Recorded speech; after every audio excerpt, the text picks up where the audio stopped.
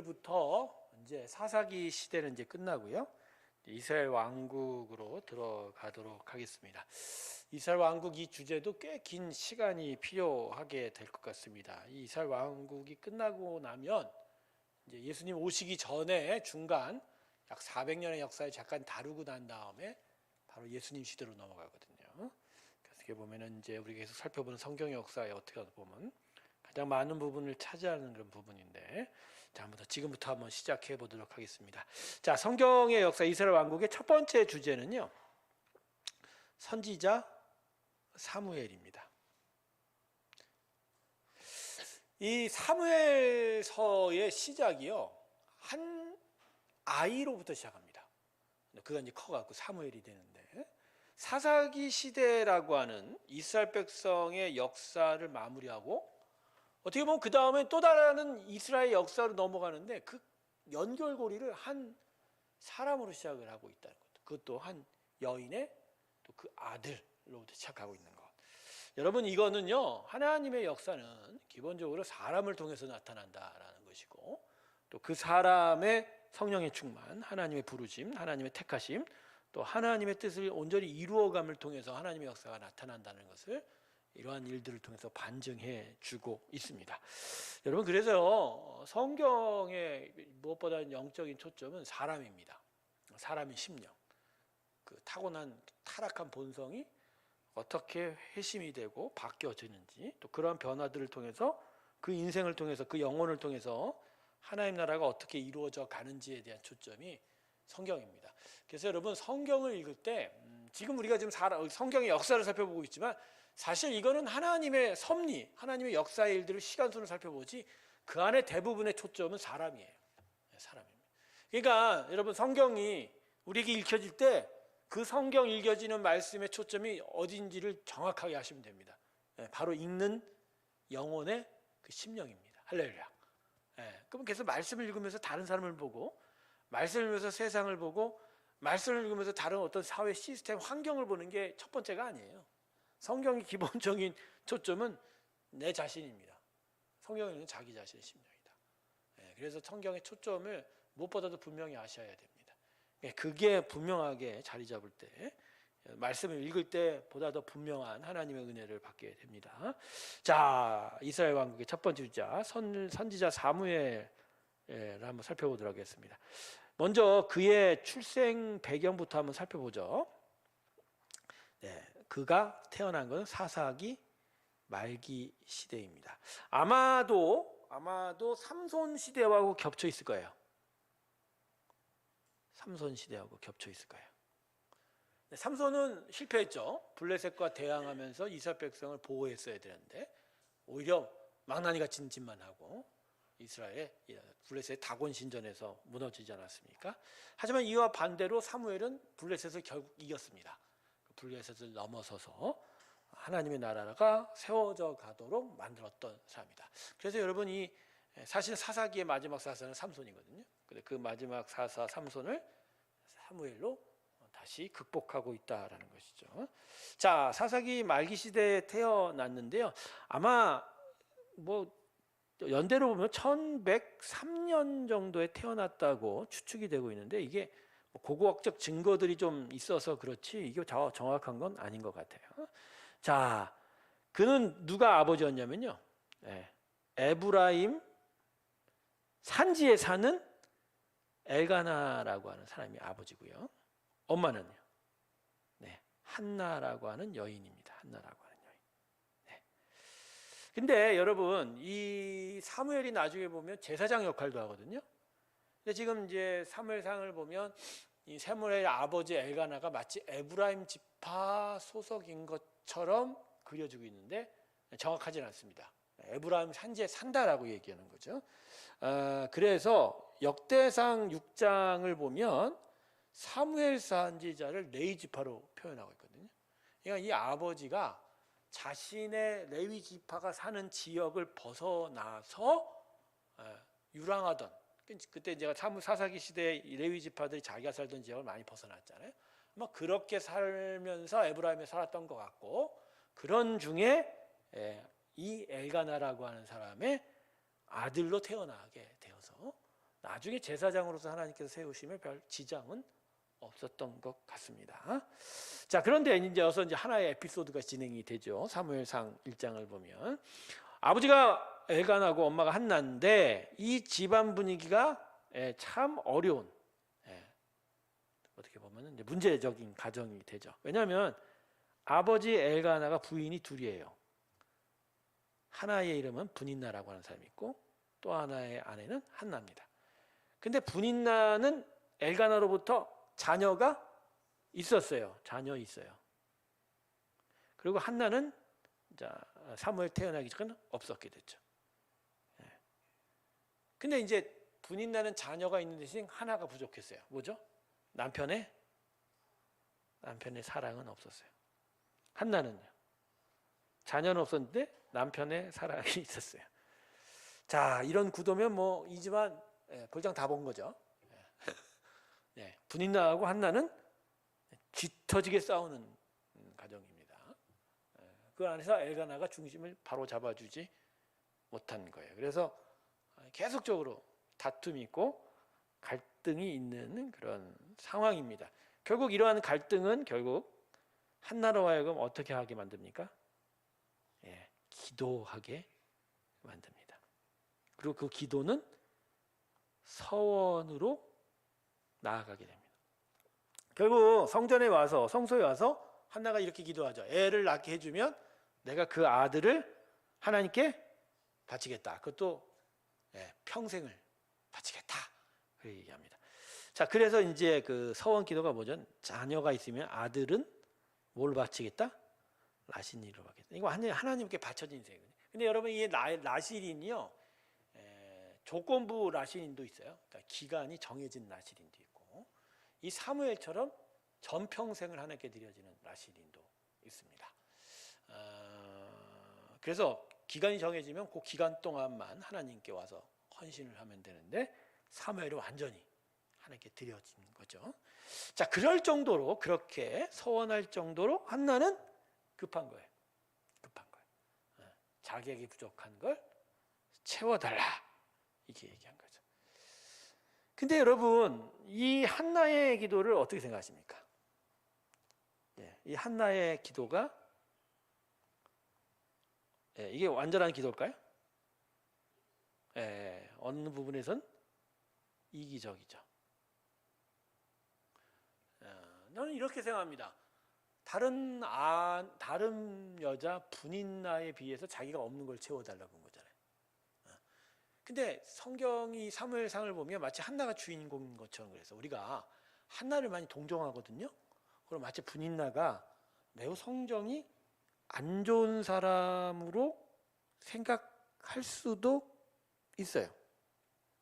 근데 자세히 들여다보면요, 분인나도 그렇게 뭐 악한 사람이라고 보기에는 성경 기록이 애매해요. 이건 그냥 두 여인이 한 남편 가지고 서로 시기하고 자신의 받을 사랑을 위해서 그죠? 탐욕을 부렸다 이렇게 얘기할 수도 있는 거죠. 또 사실 엄밀히 말하면 엘가나가 문제죠.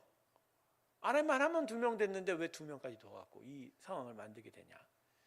전 그래서 이 한나의 부모의 가정, 이 한나를 그러니까 사무엘의 부모 가정, 엘가나, 분인나, 한나 이 가정을 보면 이건 평범한 인생인 거예요. 평범한 인생의 모습인 거예요. 평범한 인생. 서로 시기하고 갈등하고 자기 중심적으로 생각하고 그런 가운데 한나가 성소에 나와서 하나님께 기도했다라는 게 특별하지 않아요. 그렇게 특별한 게 아니에요. 그냥 내가 부족하고 내가 어려운 걸 그냥 해결해 달라고 하는, 어떻게 보면 우리에게 그냥 흔히 발견될 수 있는 그런 기도라는 거죠. 근데 문제는 이런 평범한 한나의 기도에 하나님께서 응답하신 거죠.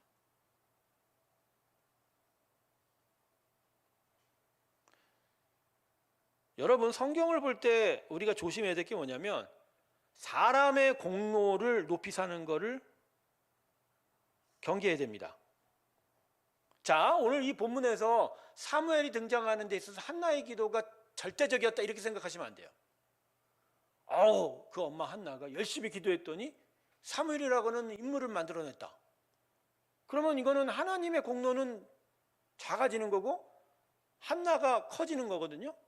여러분, 이런 식으로 하나님의 역사가 나타나지 않아요. 제가 계속 누누이 말씀드리지만 하나님은 당신의 영광을 위해서 일하십니다. 당신의 이름이 높아지는 걸 위해서 일하십니다. 그리고 당신의 그 위대함이 드러나고 그 위대함을 보고 모든 만민이 하나님의 위대함을 보고 나오도록 하기를 하나님 바라시는 거예요. 그게 이제 구원인 거예요. 근데 만일 지금 이와 같이 우리가 생각하듯이 사무엘의 엄마 한나가 위대하다 이런 식으로 하면 하나님의 이름은 높이지 않죠. 그렇게 되면 만민이 하나님께 못 나오죠. 이게 이제 우리 성도들에게도 적용이 되는 거거든요. 간증을 하다 보면 마치 내가 무슨 열심히 한 거, 어떤 내가 마치 뭐 다른 사람하고는 다른 식의 행동을 해갖고 하나님께서 거기에 기뻐하셨다 이런 식으로 이야기를 하는 수가 꽤 많아요. 그리고 성경 해석도 그런 식으로 할 때가 참 많아요. 여러분, 그건 아니에요. 성경은 그렇게 얘기한 적이 없어요. 모세가 뛰어났다고 했지만 모세의 죄가 없나요? 여호수아가 뛰어난 사람이었지만 여호수아의 죄가 없나요? 바울이 하나님께 헌신했지만 바울의 실수와 연약함이 없었나요? 성경은 모세와 여호수아와 바울을 높이지 않아요. 다만 그들이 하나님 앞에 신실하게 섰다는 정도예요. 열심히 있었다는 정도예요. 그러나 그 일을 사용하셔서 역사를 드러내신 분은 하나님이십니다. 할렐루야. 그런 점에서 한나도 그렇게 보셔야 돼요. 다만 한나가 중요한 건 뭐냐면 하나님께서 응답해서 애를 주셨어요. 아이를 줬단 말이야. 그 아이를 자기가 선한 대로 하나님께 드린 행위예요. 그러니까 하나님의 은혜가 크고 위대한 걸 깨닫고 온전한 감사로 하나님 앞에 나왔다라는 거예요. 바로 그 한나의 감사가 사무엘이 성막에서 하나님의 말씀 은혜 안에서 제대로 자랄 수 있는 하나의 큰 요인이 되었다라는 거예요. 그래서 이 사무엘상의 1장에 있어서 이게 사람에게 초점 맞추면 안 되는데 사실은 이제 전체적인 분위기에서 사사기의 막장이 사무엘이라는 한 인생의 헌신과 온전한 은혜 받음 그리고 성령의 충만을 통해서 이스라엘이 또 다른 번성을 이루어갈 수 있는 그 연결고리가 바로 이제 초점인데, 그럼에도 불구하고 우리가 사람에게 맞춘다고 하면 그래도 한나의 공로가 높아지는 건 아니에요.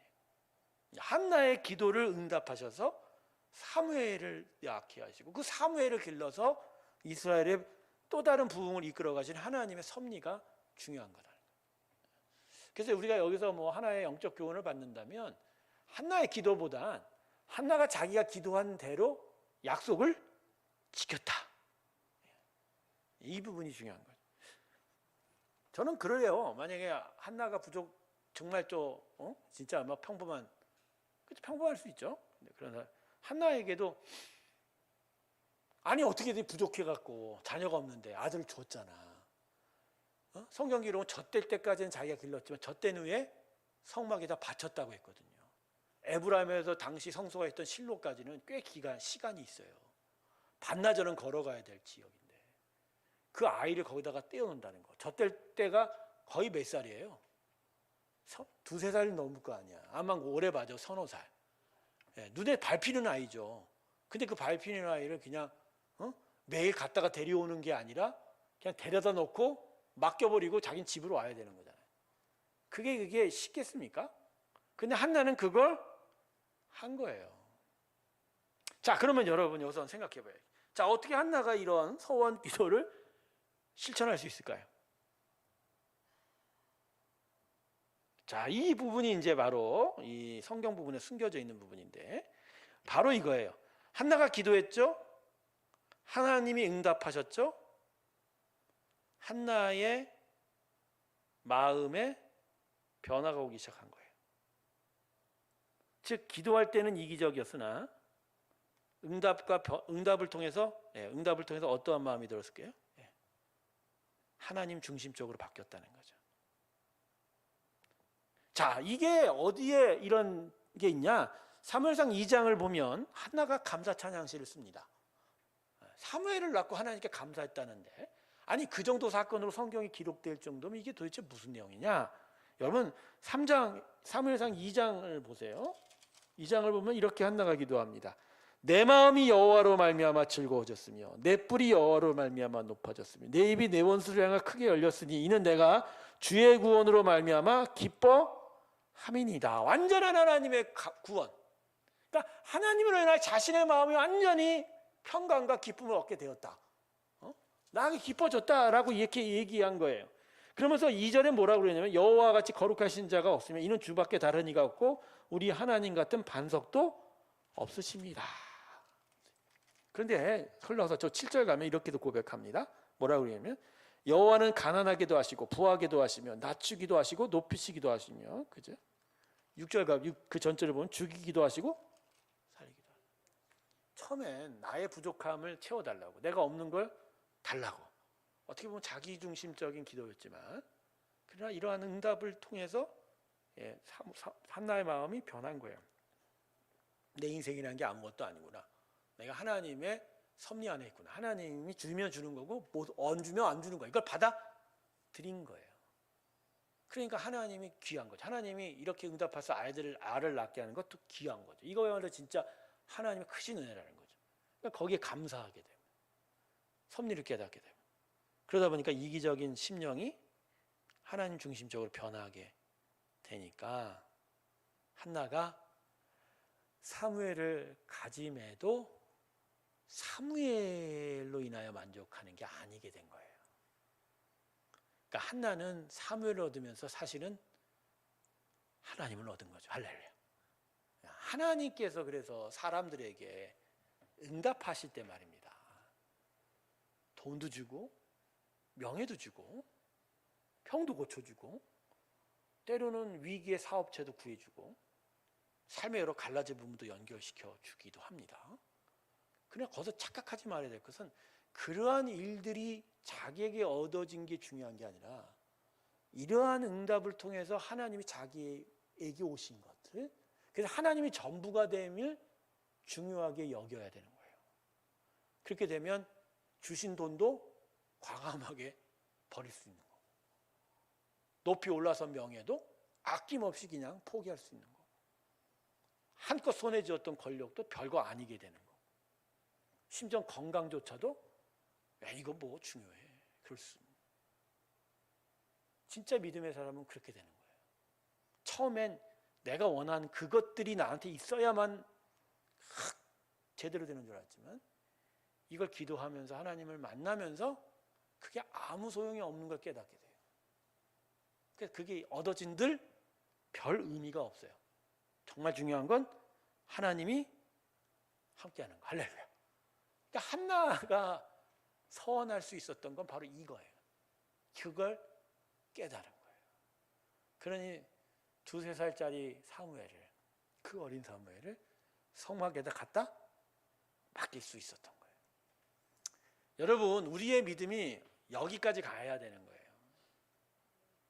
근데 지금 이제 이런 얘기 들으면서 아, 난 못 가. 아니, 못 간다고 안 가야 되는 게 아니라 거기까지 가는 거라니까.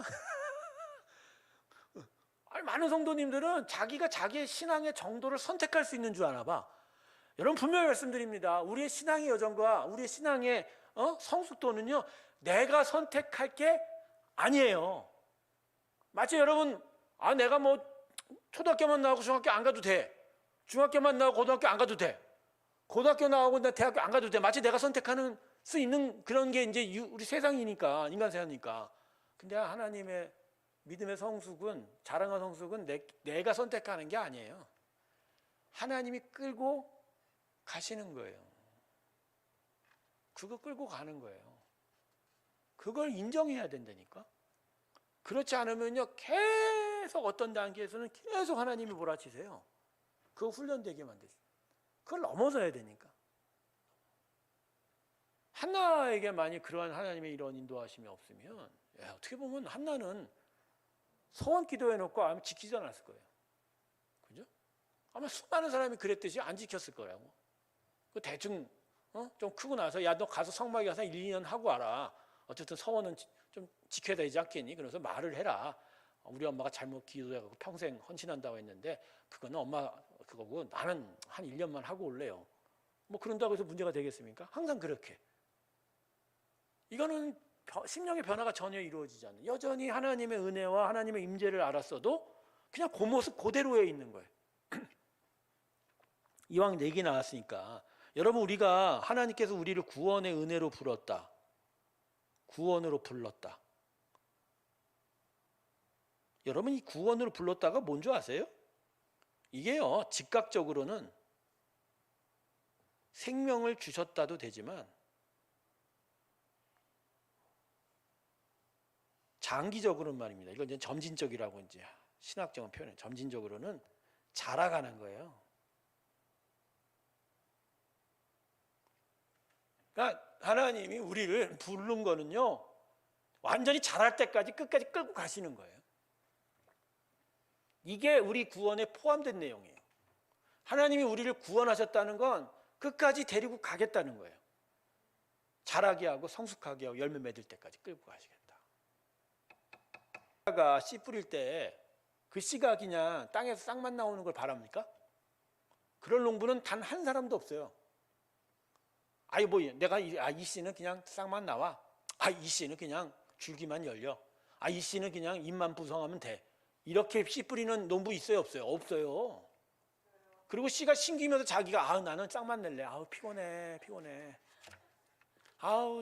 저 떼약볕에 내가 싹 내갖고 거기서 타 죽는 것보다 그냥 대충 요만큼만 나올래. 자기 스스로 자기의 성숙과 자람을 선택하는 어떠한 씨앗도 없어요. 한번 심겨지면 열매 맺을 때까지 자라는 거예요. 그리고 자라면서 변해가는 거예요. 계속 변해가는. 그래서 여러분 신앙인들이 모인 이 공동체가요, 이게 있는 그 모습 그대로로는 존재하는 게 아니에요. 한 사람 한 사람이 앞으로 자랄 것을 기대하는 거고, 그리고 자라가는 과정을 계속 밟아가는 거고, 그리고 그 자라갈 것을 기대하면서 무언가를 준비하는 거예요. 그러니까 이제 이 자라가면서 부딪히기도 하는 거죠. 아직 안 자랐고, 덜 자라고, 많이 자라고, 수많은 다양한 모습들이 부딪히는 거예요. 그러면서 그렇게 부딪히고 갈등하지만 결국 목적은 뭐예요? 자라는 거예요. 열매 맺는 거예요. 근데 우리 예수 믿는 사람들 이걸 모르니까 그냥 난 이미 구원받았는데 이 모습 이대로 편한 대로 살려고 하려고 하는 욕구들이 있어요. 내가 오늘 좀 강하게 이야기할게요. 여러분, 내 이 모습 이대로 편한 대로 살려고 하잖아요. 여러분 구원의 열매 없습니다. 곰곰이 생각하세요. 구원의 열매가 없다는 게 내가 천국에 갈 수 있다 없다? 갈 수 있을까요 없을까요? 답은 안 할게요. 여러분이 알아서 판단하세요. 여러분, 한나는 바로 이런 식의 변화를 겪은 거예요.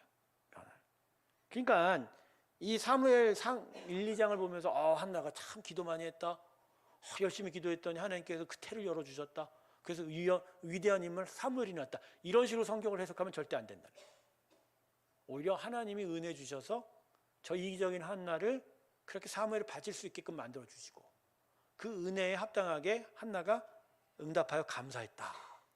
여기서 우리는 우리의 신앙의 자세가 어때야 되는데, 이런 식으로 성경을 읽어가야 되는 거예요. 자, 그래서 아까도 제가 얘기합니다. 성경은 나 자신을 변화시키려고 하는 하나님의 은혜의 초점입니다. 그걸 깨달아야 돼요. 그걸 깨달을 때 성경이 내 말씀이 되는 거예요. 나에게 양식이 되고, 진짜 영적 양식이 되고, 이 영적 양식을 충만히 입을 때 우리가 자라게 되는 거죠.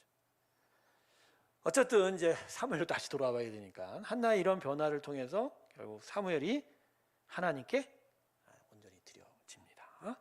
자, 이제부터 사무엘이 이제 성막에서 사는데, 성막에 받쳐지면서 사무엘의 삶은 어땠을까요? 기적이나 갈 수 있었겠을까? 성막에 어떤 사람이 과연 사무엘을 어떻게 잘 대해줬을까? 그런데요, 그러한 얘기에 하나님께서 우리에게 주는 은혜의 말씀이 있습니다. 제가 보통 요새는 하도 아이가 없으니까 돌잔치도 없고 백일잔치도 없고 그런 데 가서 이렇게 축복의 기도 말씀을 전할 기회도 없어서 참 그렇대. 제가 이제 우리 아이들이 태어나고 축복을 할 때마다 항상 주는 말씀이 사무엘상 2장 21절입니다. 2장 21절에 보면 이렇게 기록이 되어 있어요. 여호와께서 한나를 돌보시사 그로 하여금 임신하여 세 아들과 두 딸을 낳게 하셨고, 그리고 아이 사무엘은 여호와 앞에서 자라니라. 할렐루야. 성막에서 사무엘이 어떻게 자랐나요? 그는 밥이나 제대로 먹었을까? 똥오줌이나 제대로 가렸을까? 근데 성경은 이렇게 얘기합니다. 여호와 앞에서 자라다. 여러분 이게 무슨 말일까요? 여호와 앞에서 잘하다. 자, 요걸 설명해 주는 게 그 전에 18절을 보시면 됩니다. 18절은 이렇게 설명하고 있어요. 사무엘은 어렸을 때 무엇을 입었다? 세마포 에봇을 입다. 그 다음에 여호와 앞에서 섬기다. 예, 이 두 개가 바로 하나님 앞에서 잘하는 거의 골자입니다. 자, 세마포 에봇은 결국 누가 입는 거죠? 제가 얘기했죠. 계속 에봇은 제사장 거라고. 계속 반복. 즉 제사를 드렸다는 거예요. 그것도 제사를 주축으로 드리는 섬기는 자로 섰다는 거예요. 그러니까 아마 이때 이제 제사장이 엘리 제사장인데 엘리의 두 아들 홈노와 비니아스가 제사장이었음에도 불구하고 바쳐진 사무엘을 그래도 엘리가 귀하게 여겼던 것 같아요. 그래서 사무엘한테 제사장 훈련을 시킨 거예요. 자, 그런데 여러분 어린아이가 제사 드리는 성막에 들어갔을 때 그 보는 것들이 얼마나 놀랍겠습니까? 거룩하고 장중한 모습이 아니에요. 성막의 제사는요, 피 튀기고 잔인한 모습입니다. 피냄새가 나는 아주 잔인한 냄새가 나는 곳이에요. 동물을 가져와서 안수를 하게 되면 가져온 사람들이 막 도끼를 찍어갖고 소의 머리를 찢고 양의 배를 찌르고, 그죠? 그러고 나서 그거를 각뜨고 조각을 내고 그걸 제사장들이 받아서 피를 빼고 제단 위에다 다 불태우는 그 모습들 말입니다. 여러분 이거 애들 눈에서는 이상하게 보일 수도 있을 거예요. 그런데 사무엘이 이 제사를 했다는 거예요. 섬겼다는 거예요. 이게 뭐죠? 사무엘이 무엇보다 뭘 배웠다? 예배를 배운 거죠. 그리고 이제 율법을 배웠을 겁니다.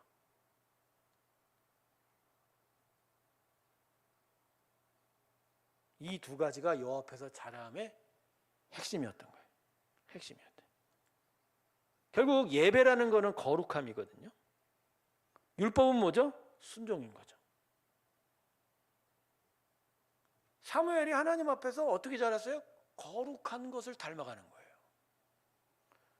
자기가 보는 건 피터기전 어떤 재물을 죽이는 것들이었지만 그 안에서 그의 성품이 뭘 배워가요? 하나님의 거룩함을 배워가요. 그리고 율법을 배워가면서 순종을 배워가는 거예요. 순종을 배워.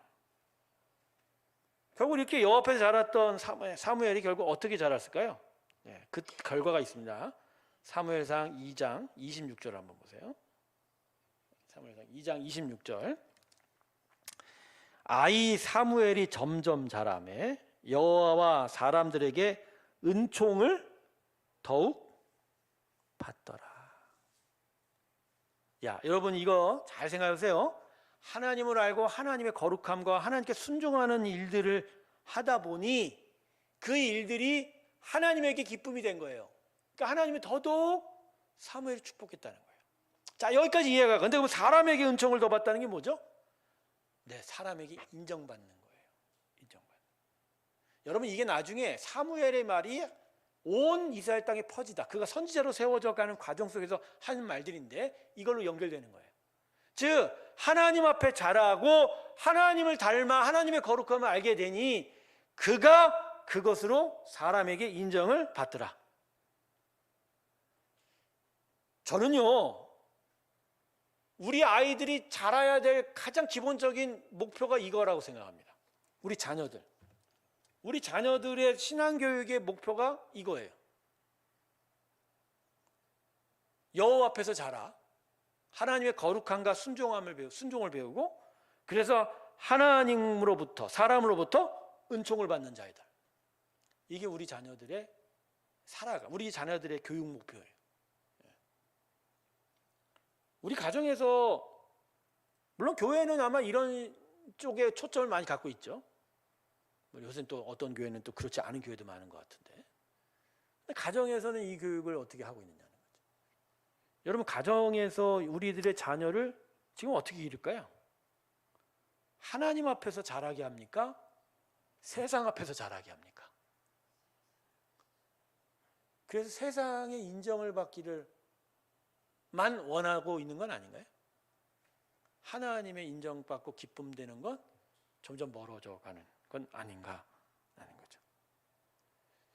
여러분, 사람은요, 계속 강조하지만 그 시작이 하나님으로부터예요. 그리고 그 존재가요, 하나님과 동행이에요. 그 심령에 하나님이 채워져야 비로소 행복한 존재예요. 사람의 문제는 딴 게 아니에요. 하나님이 없는 거예요. 그게 죄고요. 복음은 그걸 회복시키는 거예요.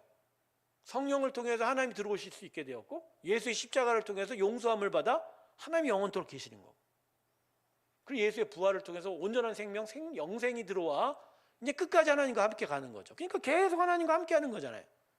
예수가 우리에게 주는 축복은 이거예요. 주술적이고 기복적으로 뭐 예수를 믿으면, 하나님을 믿으면 많은 것들을 내가 얻을 수 있다. 이거는 부가적인 거죠. 그리고 이건 사실은 복음의 초점이 아닙니다. 복음의 초점은 죄 문제의 해결을 통한, 대속을 통한 용서고요. 그 용서를 통해서 우리 안에 영생이 들어오는 거예요. 생명이 들어오는 거예요. 그래서 우리가 다시 살아나는 거거든요. 근데 이게 마음에 안 드는 거지. 왜? 이거는 먼 거야. 이거는 당장 뭐가 안 느껴져. 당장 입구멍으로 뭐 더 들어와야 돼. 내 손에 뭔가 만져줘야 되는 거니까. 그러니까 예수의 복음이 자꾸만 비틀어지는 거예요. 예수 믿으면 행복해요. 예수 믿으면 뭐예요? 절대 안 그래요, 여러분. 예수 믿으면 부자 안 돼요. 예수 믿으면 부자 안 돼요. 여러분, 예수 믿으면 부자 안 돼요. 왜 부자가 안 되는 줄 아십니까? 자칫 부자가 되고 하나님과 만몬 중에서 진짜 하나님을 안 섬기면 어떻게 할 거냐고. 물론 하나님은 돈을 주십니다. 주시고도 남는 분이에요. 근데 주셨다가 만몬을 믿게 되면 하나님께서는 어떻게 하실까요? 진짜 마음 아프지 않으실까요? 그래서요, 우리에게 다른 것보다 돈 주는데 대단히 조심스러우세요, 하나님. 왜냐하면 항상 돈이 사고 쳐요. 돈이 아니라 돈에 묶인 사람의 마음이 사고를 쳐요. 부자가 안 된다는 건 바로 이런 의미예요. 부자 될 수 있죠. 그러나 진짜 하나님을 섬기는 일이 과연 이것과 어떻게 섞여갈 수 있느냐, 제대로 설 수 있느냐, 이 문제인 거예요. 우리가 자녀들에게 하나님 앞에서 키우지 못하는 이 부분이 자유롭지가 못해서 그래요. 이 부분. 여러분, 그러면요, 결국 자녀가 하나님 앞에서 자라지 못하면 결국 거룩함을 못 배우고 순종을 잃어버립니다. 그러면 세상으로부터의 인정은 받을지 몰라도 하나님께 인정받지 못하게 된다는 거예요. 자, 제가 왜 이 이야기를 끌고 오냐면, 이 사무엘 이야기를 하면서 사무엘서의 초반부는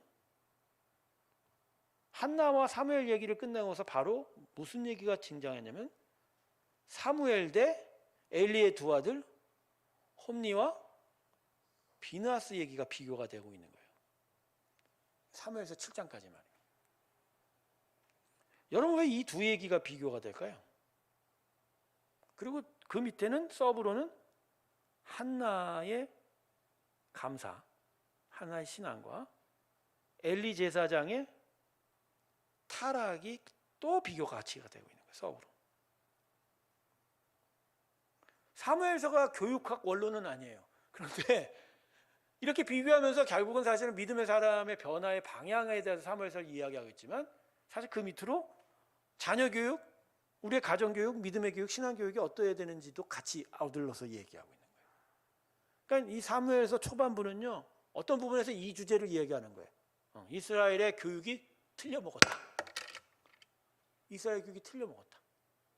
그래서 엘리 제사장 다음에 홈노와 비느하스가 비참하게 죽어갔다. 그러나 그것을 극복한 자가 있다. 한나는 감사함으로 온전히 하나님께 서원을 지켰고, 사무엘은 하나님 앞에서 자라남으로 민족의 지도자가 되었다. 믿음의 일들을 이끌었다. 이게 바로 내가 너에게 원하는 교육이다. 이걸 이야기하고 있는 거예요. 결국 여호와 앞에서 자란 자와 그렇지 못한 자를 비교하고 있는 거예요. 그래서 이 사무엘 얘기를 하다가 이제 비틀어갖고 비느와 홈니아스의 이야기를 하고 있습니다. 자, 여러분 지금 이 두 가지 얘기했는데 지금 사무엘이 어떻게 성장하고 있다고요? 여호와께서 잘하다. 이게 중요한 거예요. 그러면 한꺼번에 이제 함께 비교되는 홈리와 비느하스를 보세요. 자, 이 홈리와 비느하스를 단적적으로 이야기하는 게 같은 장 사무엘상 2장 12절이에요. 2장 12절 한번 볼까요? 이렇게 얘기합니다. 엘리의 아들들은 행실이 나빠. 자, 행실이 나빠. 그 다음에 여호와를 알지 못한다. 자, 여러분 이거를 어떻게 해요? 행실이 나빴어. 그래서 결과가 하나님을 알지 못한 이런 식으로 진술이 되는 건가요? 이 문장이요, 제가 볼 때 거꾸로 쓰는 게 훨씬 나을 것 같거든요.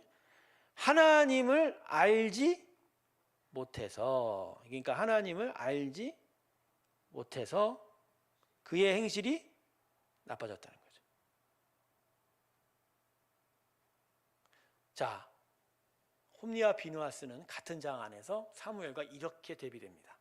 사무엘은 여호와 앞에 자라나 거룩과 순종을 알았고, 그러나 홈리와 비느하스는 같은 성막에서 자랐지만 하나님을 알지 못했다. 이게 두 인간 부류의 차이가 되고 그 결말의 차이가 됐다라고 얘기해요. 자, 비느하고 홈리아스가 이 사무엘상 2장을 보면 어떤 행악을 저지릅니까? 어떤 행악을 저질러요? 첫 번째가요, 제사를 멸시하는 거예요.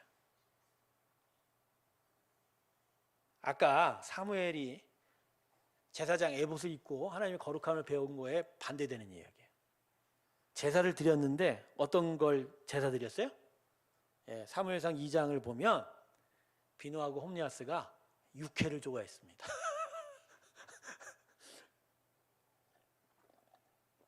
보통 번제 드리면 다 태워야 되는데 그렇지 않은 제사들이 있어요.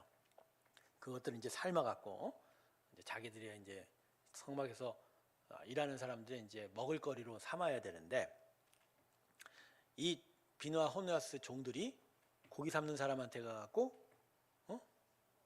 생고기를 달라는 거예요. 생고기.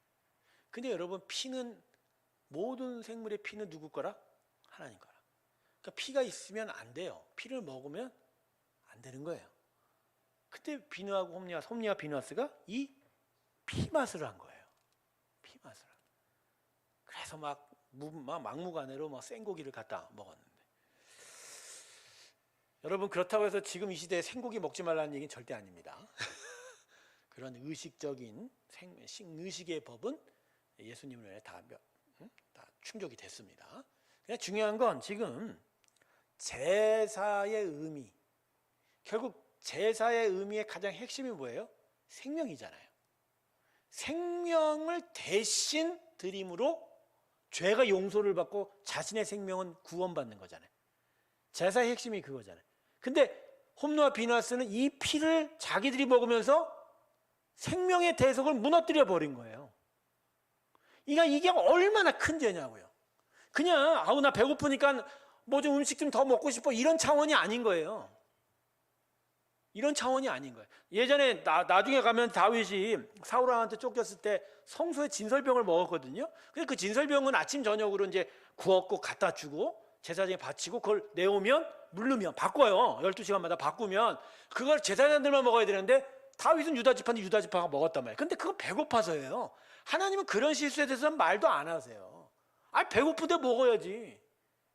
그게 중요해요. 지금 만약에 비느하스 홈리가 배고파서 고기 좀 먹겠다고 그러는데 하나님 뭐라 그러시겠어요? 이게 그러니까 옛날에 그 생각이 나요. 갑자기 옛날에 우리 어린 시절에 교회 학교 수련회 가면은 애들 밥 못 먹게 하는 짓이 있잖아. 암송을 안 하면 밥을 먹여야 안 먹여요. 죽어라고 안 먹여요. 그것도 개인적으로 암송시키는 게 아니라 어떻게 암송시키죠? 조별로. 그러면 한 대여섯 명이 한 조인데 한 놈이 끝까지 안 해오면 밥을 결국은 먹이긴 해요. 그 다음에 집회를 해야 되니까. 근데 끝까지 뺑뺑이를 돌리니까 얼마나 애들이 은혜 받으러 갔다가 밥 먹는 것 때문에 시험 당한다니까. 제가 그것 때문에 제가 이제 전도사가 되고 수련회를 진행하면 우리는 이제 앞으로 요절 외우는 게 없다. 근데 이 아이들이 그 은혜를 모르고 그때부터 아예 요절을 말씀 암송에 대해서 관심을 안 기울이는 거야. 나중에 해고 지나다 보니까 그때 밥 때문에 마음이 좀 상해도 말씀을 조금이라도 외우는 게 이들한테 더 중요하지 않았을까 그 생각을 하긴 해요. 하긴 하는데 어쨌든 내가 왜 이 이야기를 했는지 모르겠지만 제사를 멸시한 부분이 이 홈리와 비누아스가 문제의 첫 번째인 거예요. 제사를. 여러분 우리 자녀에게 가장 세워야 될 게 하나님께 예배하는 겁니다. 예. 이거 형식으로 가르치는 게 아니에요. 야 주일날 예배장 가야지. 그래야 하나님 예배하지. 이런 차원으로는 안 가르쳐져요. 진짜 하나님을 높이는 거, 하나님을 소중히 여기는 걸 가르쳐야 되는 거예요. 결국은요. 샘플이 필요하고 모범이 필요해요. 그걸 보면서 애들은 잘하는 거예요. 그러니까 사실 홈리와 비누아스는 어쩌면 그 아버지 엘리 때부터 아버지가 고기를 중간중간 뺏어 먹었을지도 몰라. 가능성이 있다는 얘기예요. 그러니까 아버지의 타락을 보고 그 아들들이 그렇게 그래도 해도 되는구나 했을 수도 있다는 거죠. 여러분 하나님을 예배하는 건요. 야 너 교회가 예배실가 이걸로 안 돼요. 우리들의 자녀가 예배 드리려면 부모가 진짜 예배가 소중한지를 보여줘야 되는 거예요. 그러려면 진짜 주일에 어디 놀러 가는 걸 웬간해서 하면 안 되죠. 근데 요새는 예배가 중요하지 않죠. 어디 여행 가는 게 중요하죠. 요새 애기들은 뭐 초등학교 때부터 해외여행 어디 가고 어느 여행 갔는지가 자랑이라며요. 그러니까 걔네들한테 그 자랑을 세워주려면 어떻게 해야 돼요? 주일에 무단 결근을 해야죠. 교회를. 예배보단 애하고 여행 가는 게 중요하게 돼요. 자 여기서 우리는 진짜 갈등을 만나게 됩니다. 여러분 애한테 어떤 만족을 줄 거냐는 거예요. 아이가 하나님을 예배하는 것을 배우는 영적 만족, 지금은 불편하도 그 만족을 세워갈 것이냐, 아니면 지금 당장은 아이한테 어딘가를 가는 경험, 남들한테 나는 어디 갔다 왔다라는 자랑을 주는 걸 주겠냐. 10살이 대답 못 하실 거예요, 여러분. 결국 그래서요, 신앙은요, 어떤 문제에 있어서는요, 자기의 선택이에요. 나는 어딜 택하겠느냐에 대한 이야기죠. 여호수아서 마지막 장에 자신들의 민족을 불러다 놓고 나와 내 집은 여호와만을 섬기겠노라고 한 이야기는요, 대단한 중요한 얘기예요. 여호수아가 이게 고백했다는 건 그 시대 사람들이 점차 다른 선택을 하려고 했던 것에 대해서 좀 어떤 쐐기를 박는 얘기예요. 사랑하는 성도 여러분, 결국 이 제사를 멸시한 홈리와 비누아스가 결국 나중에 무슨 일을 합니까? 지멋대로 언약궤 끌고 블레셋과의 전투에 나가지 않았습니까? 그리고 언약궤 빼앗기고 블레셋한테 대패당해서 실로에 있는 성소까지 빼앗기고 온 나라의 대부분이 블레셋의 통치를 받게 되고 자기들은 비참하게 전쟁터에서 죽게 되지 않습니까? 그 자기만 죽지 않아요. 그 비참한 일이 나중에 기록이 되어 있죠. 그 소식을 듣는 엘리가 같이 죽었어요. 근데 어떻게 넘어졌어요? 의자 앉았다 뒤로 넘어졌대요. 근데 성경은 뭐라 기록하냐? 목이 꺾여 죽었다고 합니다. 그리고 거기다 뭐라고 썼냐면 성경은 그가 나이가 늙고 비대했기 때문이라라. 비대하다는 말이요, 이게 사사기예요. 비대한 게 뭐죠? 육적으로 살이 많이 쪘을 수도 있는데 엘리가 나이가 98살에 죽었거든요. 98살에 비대했다. 그가 진짜 안일했다라는 얘기가 될 수도 있고 영적 감각이 무뎌졌다라는 얘기가 될 수 있는 거죠. 근데 아버지만 죽지 않아요. 비느하스의 아내도 죽습니다. 당시 임신 중이었는데 갑자기 남편이 죽었다고 하는 소리 들으니까 출산을 하게 되고 뜻하지 않은 출산 속에서 진통 끝에 죽게 되고 애를 낳는데 애 이름을 뭐라고 부르죠? 이가봇이라 부르는데 이가봇. 근데 이가봇의 뜻이 뭔지 아세요? 아이한테 이런 이름을 붙였을까? 하나님의 영광이 없다, 사라졌다. 이런 이름 붙이기가 쉬운 거예요. 여러분 제사를 멸시했더니 그 결과가 나중에 이렇게 된 거예요. 아니 제 얘기가 아니에요. 항상 뭐 목사님이 항상 그런 얘기만 한다. 아니 내가 무슨 내가 지어낸 얘기야 이 얘기야?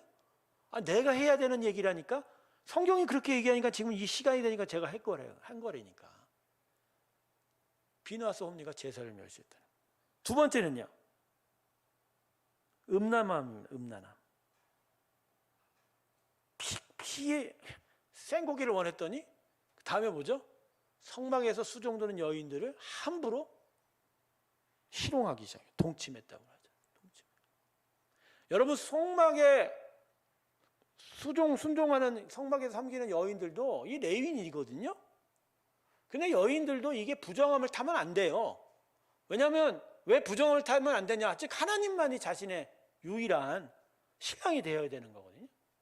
심지어 제사장들도요 성행위를 제사장의 그 번쓸 때는 하지 않았어요.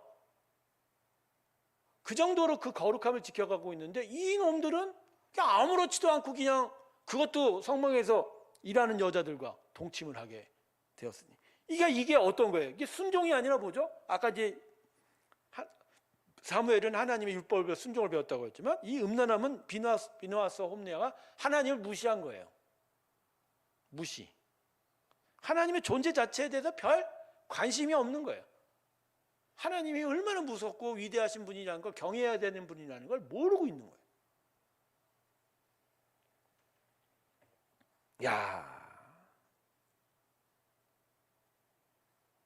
자, 어떻게 이렇게 이 두 아들이 이랬을까? 근데요, 여기에 한 가지 말씀이 우리의 눈을 띄웁니다. 사무엘상 3장 13절을 한번 찾아보세요. 사무엘상 3장 13절에 보면요, 이렇게 이야기합니다. 여호와께서 이제 사무엘에게 음성을 주시는데 그 어린 사무엘에게 그죠? 지금 제사장 엘리의 집이 어떻게 될 것인지, 내가 어떻게 저주할 것인지에 대해서 이야기를 해요. 놀라운 거예요. 무서운 거죠. 근데 그 안에서 이렇게 얘기하십니다. 내가 그의 집을 영원토록 심판하겠다고 그에게 말한 것, 즉 내가 그 집안을 심판하고 저주하는 이유는 그가 아는 죄악 때문이니 그도 알 거다. 어떤 죄악이냐? 이는 그가 자기의 아들들이 저주를 자청하되 금하지 않았다. 뭐라고요? 금하지. 그러니까 제가 아까 고기를 아마 엘리도 먹었을 거라 생각했죠. 바로 여기서 그거니까 뭐 실제 먹었다 이런 얘기가 아니라 엘리가 이 두 아들에게 강하게 가르친 적이 없었던 거예요. 너 이거 하면 안 돼! 라고 말을 안 했던 거예요.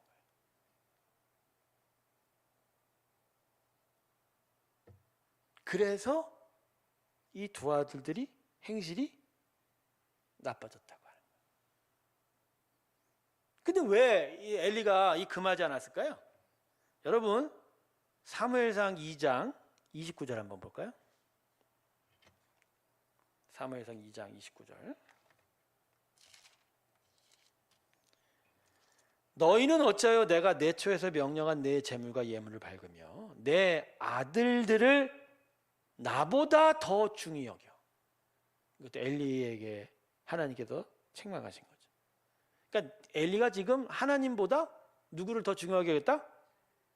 하나님보다 아들들 중하게 여겼다.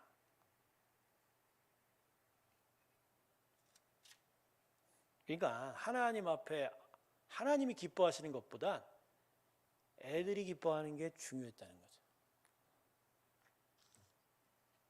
걔네들 애들 마음을 흡족하게 하는 게 자기는 중요했다라는 거죠.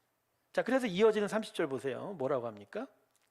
그러므로 이스라엘의 하나님 나 여호와가 말하노라.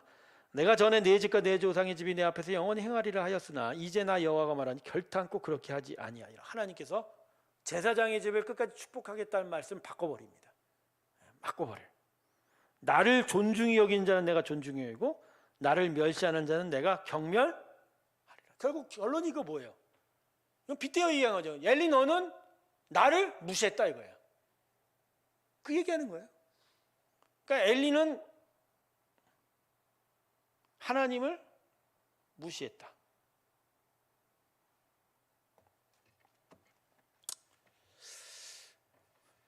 제가 이 본문을 가정주일에 사용하면 정말 여러분 마음 힘들 겁니다.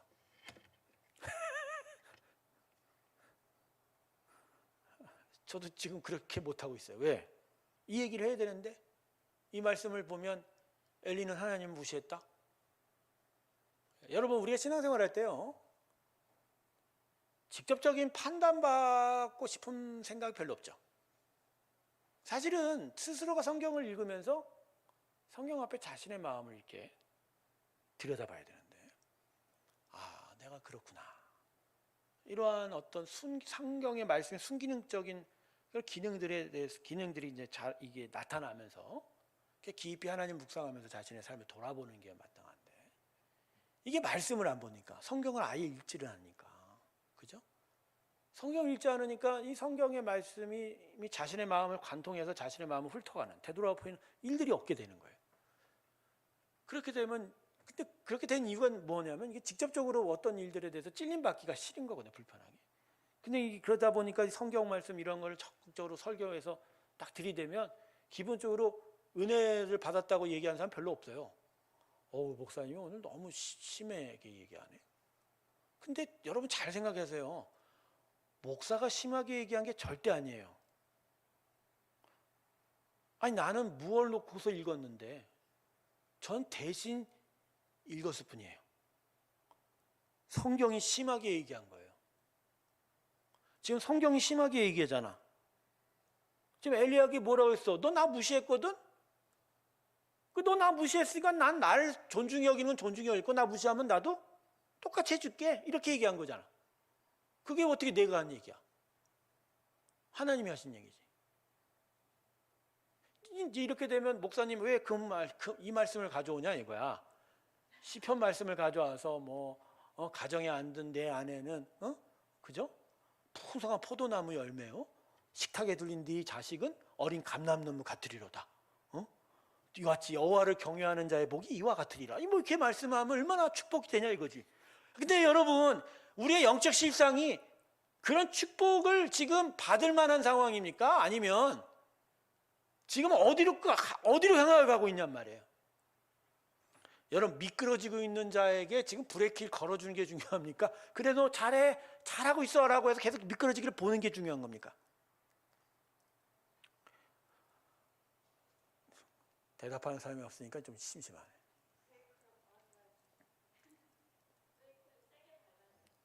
여러분, 아담의 타락 이후로 사람은 미끄러져 내려가고 있지 지금 어디로 올라가고 있지 않아요. 그걸 깨달아야 돼요. 그 올라가게 만들려고 십자가가 브레이크를 걸은 거예요. 근데 대신 십자가는 어디로 올라가라고 해요? 일단은 골고다로 올라가야 되니까. 근데 내려가서 또 멸망하는 것보단 십자가 그 고난의 길을 올라가는 게 훨씬 낫죠. 왜냐면 그걸 넘어서면 변화산이 있는데 그게 참된 행복인 걸. 자, 오늘 여기까지 좀 마무리를 해야 되는데, 여러분, 오늘 이 선지자 사무엘의 출생에 얽힌 여러 이야기들을 좀 살펴봤는데, 그의 성장의 일들이 참 중요한 교훈이 됩니다. 그리고 함께 비교되어 있는 비느하스, 홈니, 엘리 제사장의 두 아들들의 일들과 함께 비교가 돼서 이 여호와 앞에서 자란다는 게 얼마나 중요한 가치인지를. 근데 저는 우리 자녀들에게만 얘기하지 않아요. 우리 자신도 그래요. 여러분, 우리가 하나님 앞에서 자라야 되는 사람들이에요. 예배에 충실하고 하나님 말씀에 순종하여 가는 일들을 배워가면서 진짜 하나님의 기쁨이 되어가는, 하나님 은총을 더 입는 일들이 우리 가운데 있어야 되는데 우리가 지금 무엇하고 있을까? 비느하스 홈리처럼 삶은 것이 아닌 생고기를 원하고 있는지, 아니면 음란함에 치우쳐 있는 거예요. 거룩함을 배우지 못하고 순종을 배우지 못하면서 자기 뜻대로 살아가는 일들이 있습니다. 그리고 자기 자신에게 무엇을 기준으로 그만여 말하는 일이 없는 건 아닌지, 오늘 이것을 한번 되돌아보면서 주님의 은혜 앞으로 좀 더 깊이 나아가는 우리들이 되기를 소망합니다. 기도하겠습니다. 하나님, 사무엘과 같이 여호와 앞에서 자라는 저희가 되게 하여 주시옵시고, 특별히 예배를 온전히 섬기며 하나님의 말씀대로 자라가는 일에 우리의 전심이 기울여지게 하여 주시옵소서. 그래서 하나님의 영광을 드러내는 또 하나님의 믿음의 일꾼들이 되어 하나님이 나를 이루어가는 하나님의 기뻐하는 성도들이 되게 하여 주시옵소서. 이제는 우리 주 예수 그리스도의 은혜와 하나님 아버지의 사랑과 성령의 교통하심이 하나님 온전한 나라의 믿음의 사람으로 서가기를 주께 고백하며 나서는